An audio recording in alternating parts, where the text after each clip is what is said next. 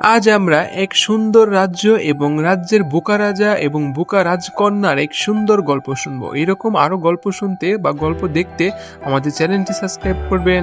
এক ছিল সুন্দর রাজ্য, আর সেই রাজ্যের রাজা ছিলেন ভারী বোকা। নাম তার আহ্লাদী চন্দ্র। তার একটি মাত্র কন্যা রাজকুমারী খুশি, যার কাজ ছিল যখন তখন হাসা আর রাজা সব বোকামিতে সায় দেওয়া। একদিন রাজা ঠিক করলেন রাজকন্যাকে নিয়ে জঙ্গলে শিকারে না, বরং হারিয়ে যেতে বেরোবেন। ভাবখানা এমন যেন সেটাই অ্যাডভেঞ্চার।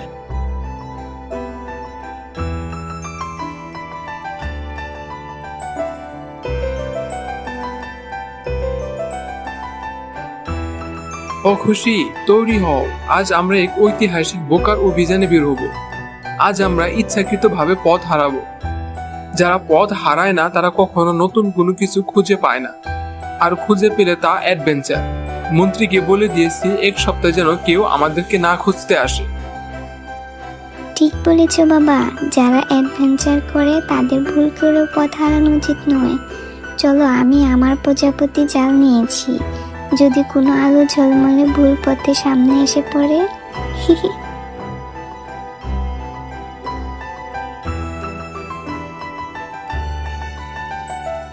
মিঠু, কি মজা! বোকা রাজা বনের মাঝে ইচ্ছে করে হারাবে। এ তো মাছের তেলে মাছ ভাজার থেকেও বেশি বোকা বুদ্ধি। কিচির মিচির।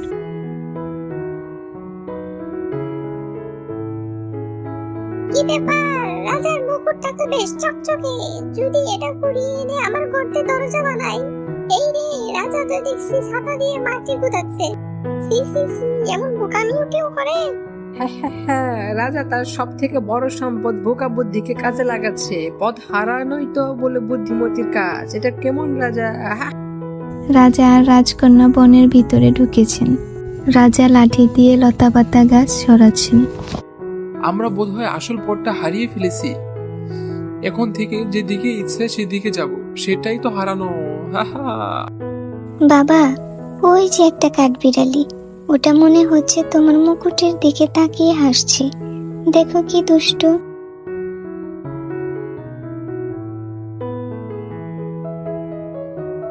রাজকন্যা, তোমার হাসিটা কিন্তু দারুণ। মুকুট, আজ আমার কপাল খুললো।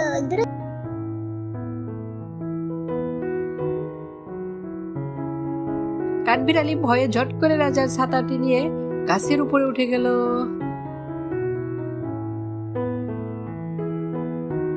সর্বনাশ, আমার ছাতা! আমার গরম লাগলে কি হবে? এক বোকা এসে আরেক বোকার ছাতা লুটে নিয়ে গেল। খুশি, তুমি হাসছো কেন? তারপর কাঠবিড়ালি ছাতাটি নিয়ে একটি সুন্দর দোলনা বানালো। রাজকুমারী বলল, বাবা, একটি টিয়া পাখি তোমাকে বোকা রাজা বলছে। দেখলে খুশি, প্রকৃতির প্রাণীরাও আমাকে ভালোবাসে। তারা আমার এই বোকা অভিনয়ে খুশি। ছাতা গেল তাতে কি, আমরা এখন আরো হারানো। এই দেখো সামনে একটা নদী। নদীটা বোধহয় ফেরার পথ জানে, তাই না? চলো এর উল্টো দিকে যাব, আমরা আরো হারিয়ে যাব। কেমন হবে বলো? এরপর রাজা রাজকন্যার হাত ধরে নদীর উল্টো দিকে আরো গভীর জঙ্গলে রওনা হলেন। তাদের পিছনে টিয়া পাখি আর কাঠবিড়ালি রাজার বোকামিতে হাসতে লাগলো, আর বুড়ো পেঁচা চোখ বুজে তাদের সফল হারিয়ে যাওয়াকে সমর্থন জানালো। রাজা বুঝতেও পারলেন না প্রকৃতির সব প্রাণী মিলেমিশে তাদের বোকা অভিযানকে উপভোগ করেছে।